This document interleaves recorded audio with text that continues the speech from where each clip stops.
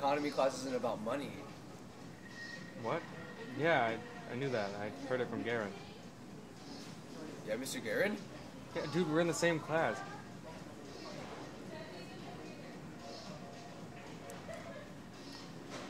Can I have your fortune cookie? No, yes. You're a good man.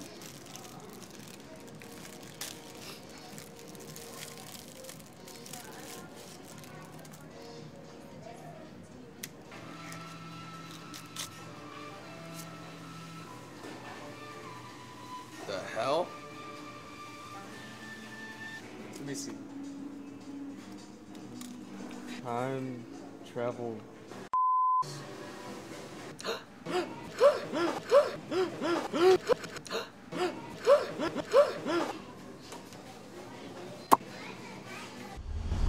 And that's how we sold the Constitution.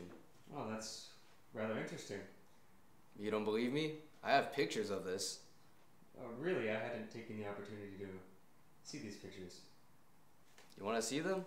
They're all in this new book that we made, American Government. Moving on, we should probably continue on with the interview at this point. Don't tell me what to do. I could be your great, great, great, great, great, great, great. Well, based on what I learned from my time travel, I could say that the early American government was based on both democracy and the idea of life, liberty, and not the pursuit of happiness, as Thomas Jefferson wrote, but what John Locke wrote, life, liberty, and property. What this means is that democracy, the rule by the people, is that these people give their consent to the government to protect their liberties. But if the government, on the other hand, decides to threaten these liberties, the people do have the right to overthrow it, which is what our early government was based on. What, you think this is national treasure or something? Do I look like Nicolas Cage to you? Okay, well, getting back on a topic, I chose the Constitution because, well, think about it. All of the history that went behind it before it became ratified, like Shays' Rebellion, which showed that the Articles of Confederation weren't strong enough to prevent a rebellion that could have sparked other rebellions in the other states. And also the Virginia and New Jersey plans, which were both sides of a debate of whether the government should be more beneficial towards the larger states or the smaller states. Well, I can tell you that the only one way to get this Constitution ratified was to add a Bill of Rights, but the framers were afraid that if they added a Bill of Rights, there was the idea that someone might abuse these implied powers because the Constitution originally did not have a Bill of Rights. And also, Madison, being the genius that he is, he wanted a separation of powers inside the Constitution, as in he wanted the government power separated so that way different self-interests from one branch or another could balance each other out, preventing one person or one group from overpowering another or another group, promoting democracy, pretty much. I think you're talking about amendments or changes to the Constitution. We've only used two formal ways of changing the Constitution. We've had both houses of Congress, or two-thirds of both houses of Congress, wanting a change of the Constitution, and then we've had 3/4 of the state legislators ratifying this constitutional change.